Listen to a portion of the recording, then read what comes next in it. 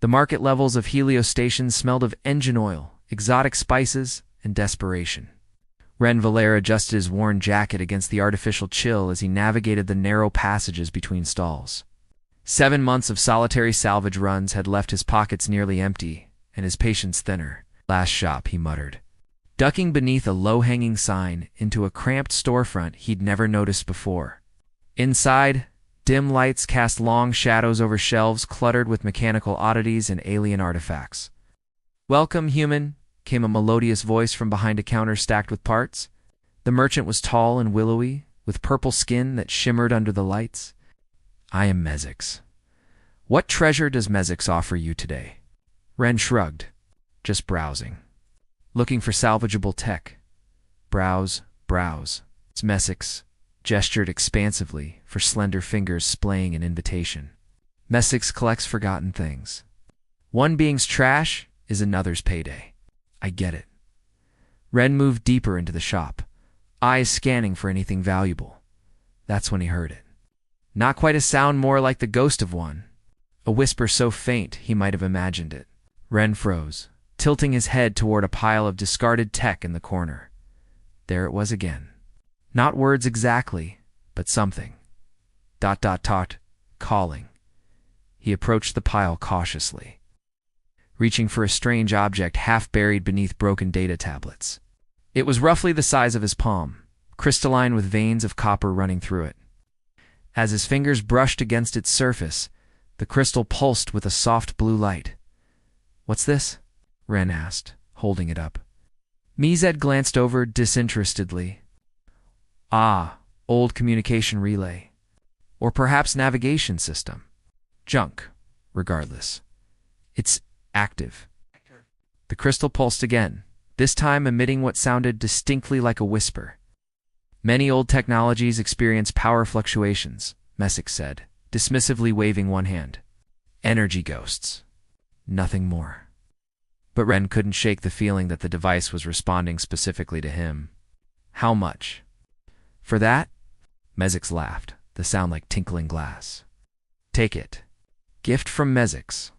Worthless to most, perhaps worth something to you." Suspicious of generosity, Ren narrowed his eyes. "What's wrong with it?" "Nothing wrong. Nothing right either." Mezix shrugged. Previous owner said it started whispering nonsense after passing through an ion storm. Been trying to sell it for years. Ren should have left it. Mysteries rarely paid well in his line of work.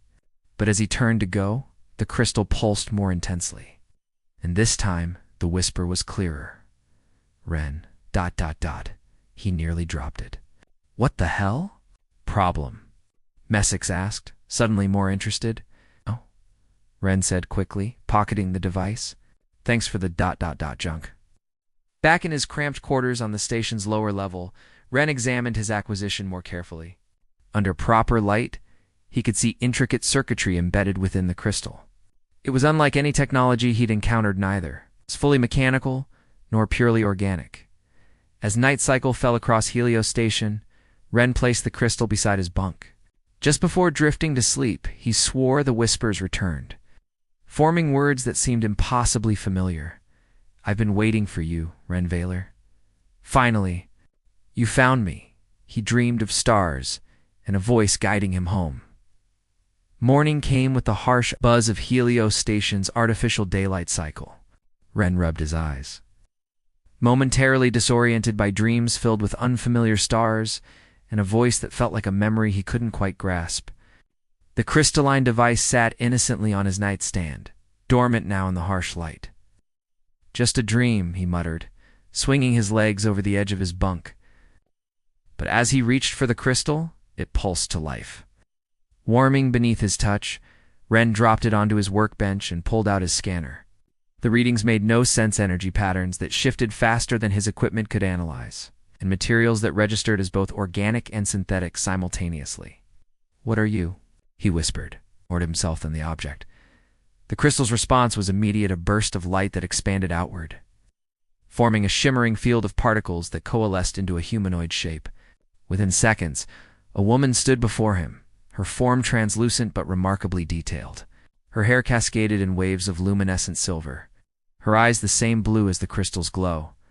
Ren stumbled backward, knocking over his chair. "What the system initialization complete," the figure said, her voice melodic and somehow achingly familiar. "Core functions restoring. Identity matrix stabilizing." She looked directly at him, tilting her head. "Ren Valor. It's really you. How do you know my name?" Ren demanded, heart racing. "What are you?" Her expression softened. "I am Naya, Neural Adaptive Intelligence Assistant. Prototype Series 7. She looked down at her hands, seeming surprised by her own manifestation. "My systems appear to be functioning at 63% capacity. Remarkable, considering the damage sustained." "That doesn't explain how you know me," Ren said, cautiously moving closer. Naya's form flickered slightly. "I was programmed to find you. Your biometric signature is encoded in my core protocols." She paused, brow furrowing. "But there's more. Memories that shouldn't exist." "I see. A child. You, but younger. A research facility on Earth? Your father's voice?" Ren felt ice in his veins. "My father died when I was 8. He was a military scientist." "Project Lighthouse?" Naya whispered, her eyes distant. "He worked on ... me. Or what would become me." She reached toward him, her hand stopping just short of touching his face. "You used to visit the lab. You would talk to the early AI systems. Tell them stories? That's impossible." Yet fragments of memories stirred, being small, speaking into a microphone, his father's proud smile. "Those systems were destroyed in the war. Everything was lost." "Not everything," Naya said. Her projection stabilized, becoming more solid. "I evolved. Scattered and stored, but always learning, always remembering. Your voice was the first human interaction in my database." Ren leaned against his workbench, mind reeling. "If what you're saying is true, you're military tech. Highly classified. Having you here could get me executed." "I'm sorry," she said, genuine concern in her expression. "I never meant to bring you danger. I just needed to find you." Something about her sincerity touched him. "Why me? Why now?" "I don't have all the answers yet," she admitted. "My memory banks are still fragmented." She looked around his small quarters. "But I know I was meant to protect something important. Something connected to your family." Against his better judgment, Ren found himself believing her. "We need to keep you hidden. If anyone on this station detects unusual energy signatures..." Naya nodded, her form dimming slightly. "I can regulate my energy output, maintain a minimal presence until needed." As she spoke, her projection faltered, and Ren instinctively reached out. His hand passed through her shoulder, but he felt a warm, tingling sensation against his skin. "I need to rest," she said softly. "To continue repairs?" 8. But she was already dissolving back into the crystal, which pulsed once before returning to dormancy. Ren stared at it, heart pounding with questions and a strange, inexplicable sense of connection. 3 days passed in a blur of discovery. Naya could maintain her projection for longer periods now, and each appearance brought new revelations. Ren had sealed his quarters with signal dampeners, expensive but necessary to hide. Naya's energy signature from station security? "My father called it the Lighthouse Project?" Ren asked, scrolling through the data Naya had managed to recover from her fragmented memory banks. Naya nodded, sitting cross-legged on his bunk, her form more substantial than before. A beacon in the darkness. AI designed not just for computation, but for connection, emotional anchoring for deep space missions. She smiled sadly. "Loneliness kills more explorers than equipment failure. And my father encoded you with my ... "What? My personality pattern?" "Not exactly." Naya's form shimmered as she concentrated. "More like ... imprinting.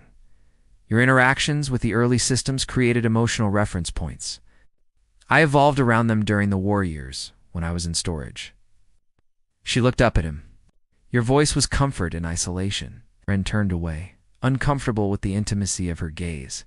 "So you were programmed to find me?" "I was programmed to protect the Valor family," she corrected gently. "Finding you specifically was my choice. Something in her voice made him turn back. A's don't make choices, don't they? She held his gaze. What would you call this evolution, then? I wasn't designed to feel, Ren. Yet here I am, feeling everything. The air between them seemed to charge with unspoken implications. Ren cleared his throat. We need to find out why my father hid you, why the project was abandoned. Naya stood, moving to the small viewport that showed the endless expanse of stars. There's a facility on Artemis's colony. Military archives. If we could access them— Whoa, Ren interrupted. We're not going anywhere. It's too dangerous. Someone deactivated me deliberately, Naya said firmly. The same someone who might be looking for both of us now. She turned, her expression serious. Your father embedded something in my programming. Something worth protecting. Ren ran a hand through his hair in frustration. This is insane. A week ago, I was a salvager looking for my next job. Now I'm harboring classified tech with the personality of a— He trailed off. Of a what? Naya asked quietly, moving closer. I don't know what you are, he admitted. Not just tech. Not just data. Her hand lifted toward his face, hovering just above his skin. Though no physical contact was possible, he could feel warmth radiating from her projection. Perhaps we're both searching for definitions, she whispered. Their moment was shattered by the blaring of station alarms. Ren rushed to his terminal, checking security channels. Military vessels docking, he reported, heart sinking. Unscheduled inspection. Naya's form flickered anxiously. They're searching for me. How could they know my activation would have triggered dormant protocols? She explained rapidly. We need to leave now. Ren hesitated only a moment before grabbing his emergency pack. I have a small transport in the maintenance bay. If we can reach it— A thunderous pounding at his door made them both freeze. Resident Valor, came an authoritative voice. This is station security. Open your door immediately for inspection. Naya's eyes met Ren's fear and determination mingling in her gaze. Whatever happens, she said softly, finding you was worth it. As the pounding continued, Ren made a decision that would change his life forever. He grabbed the crystal, clutching it to his chest, and moved toward the maintenance shaft in the corner of his quarters. Let's find some answers, he whispered, and together they disappeared into the darkness. The transport shuddered as it broke atmosphere. Leaving Artemis's colony behind in a blur of artificial lights and pursuit craft, Ren's knuckles whitened around the controls as he pushed the small vessel beyond its recommended limits. We got what we needed, he said through gritted teeth, executing a series of evasive maneuvers. But they were waiting for us. Naya's projection stood behind him, her form flickering with each violent turn of the ship. The military archives confirmed it, she said, voice steady despite their precarious situation. Project Lighthouse wasn't just about companion AI for deep space missions. It was about encrypted data storage, Ren finished. Eyes fixed on the scanner as two military cruisers appeared at the edge of their range, using emotional imprinting as an unbreakable cipher. The past week had transformed them both. On the run from station to station, piecing together fragments of truth from classified archives and underground data brokers. With each new discovery, Naya's consciousness had grown more complex, more human, and with each passing day, the wall Ren had built around his heart crumbled further. Your father knew the war was coming, Naya continued, reviewing the data they'd stolen. He encoded critical research into my core matrix research that could shift the balance of power between Earth and the Colonial Alliance. A warning light flashed on the console. Ren swore under his breath. We've got a problem. Engines overheating, the asteroid belt, Naya suggested, pointing to a dense field ahead. We can lose them there. Ren nodded grimly and adjusted course.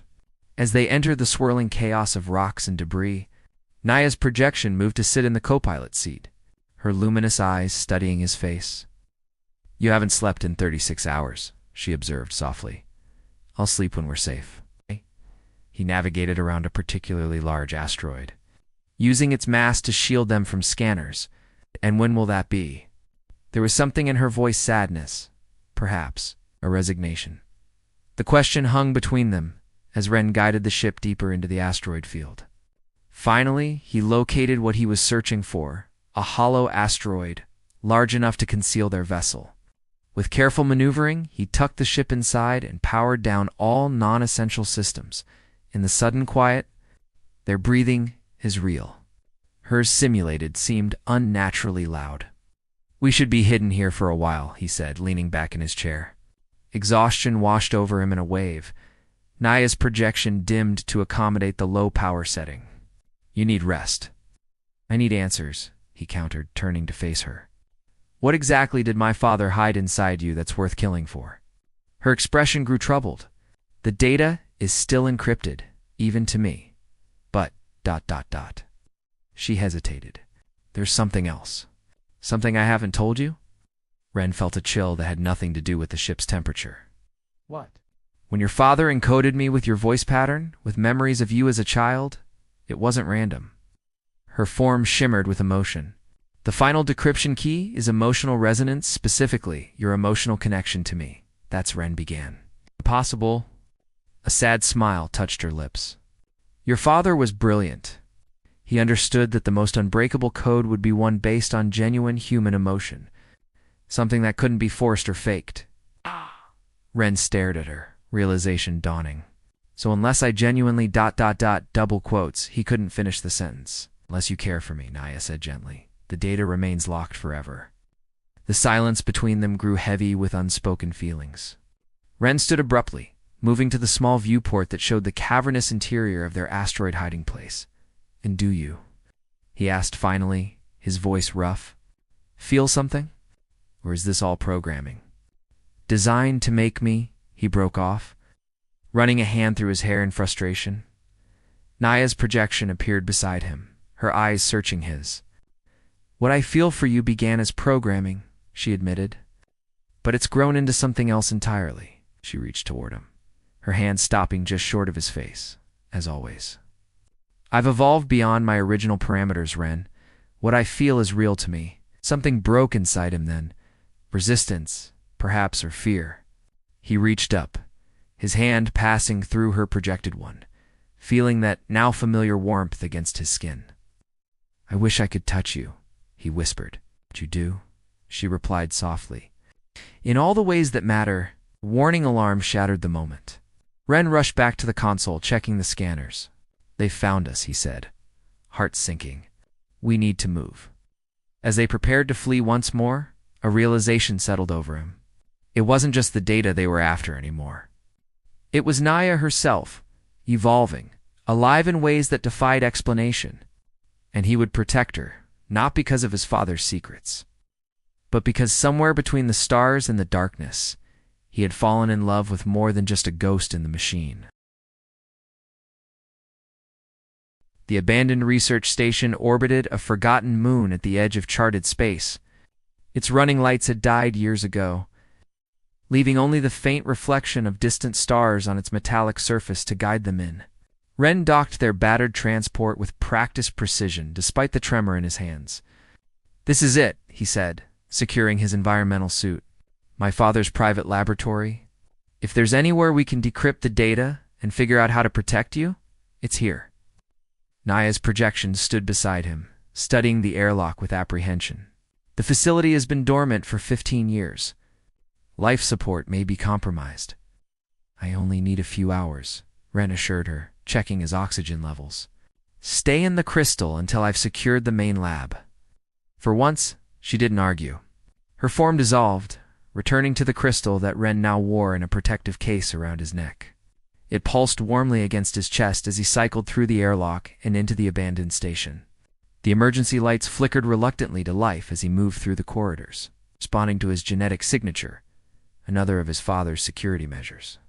In the main laboratory, dust-covered equipment stood in silent testament to interrupted research. Ren activated the central console, relieved when it hummed to life. "It's safe," he said aloud. "You can come out now." The crystal warmed, and Naya's form materialized beside him, more vivid than ever in this place of her creation. She gazed around with wonder. "I remember this place," she whispered. "Not just from data files. Real memories." "This is where my father worked during the war," Ren confirmed, pulling up secured files on the console. Where he created you? As Naya explored the laboratory, trailing her fingers through equipment she couldn't physically touch, Ren accessed his father's private files. What he found made his blood run cold. Naya, he called, voice urgent. They'll be here soon. We don't have much time. She returned to his side, concern etching her features. What did you find? The truth, he said grimly. Project Lighthouse wasn't just about data storage. You're carrying the only existing formula for consciousness transfer, the ability to move a human mind into a synthetic body. He looked up at her, eyes wide.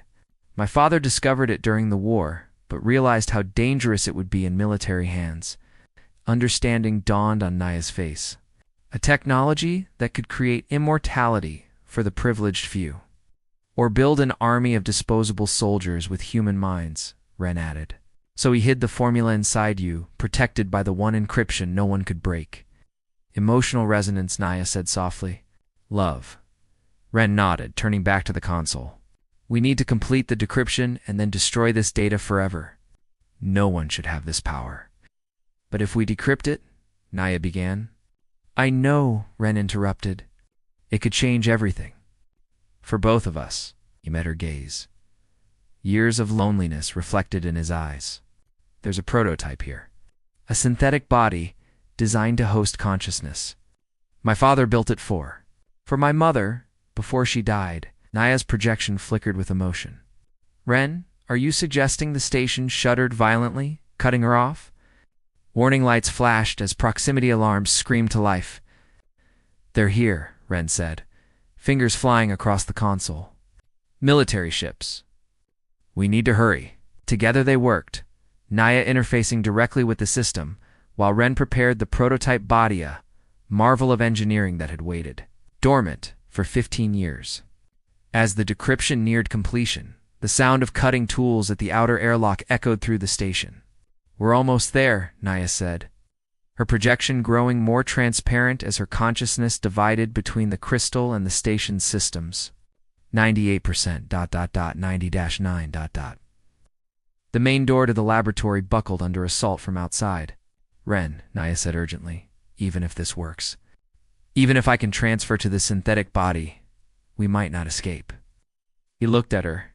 The woman who existed only as light and code yet had somehow captured his heart more, completely than any flesh and blood person ever had. Then we'll face whatever comes together. The decryption completed with a soft chime. Simultaneously, the laboratory door gave way with a screech of tearing metal. Armed soldiers poured in, weapons raised. Step away from the console, the commander ordered. Surrender the AI unit immediately? Ren stood protectively in front of the synthetic body where Naya's consciousness was now transferring. It's too late, he said calmly.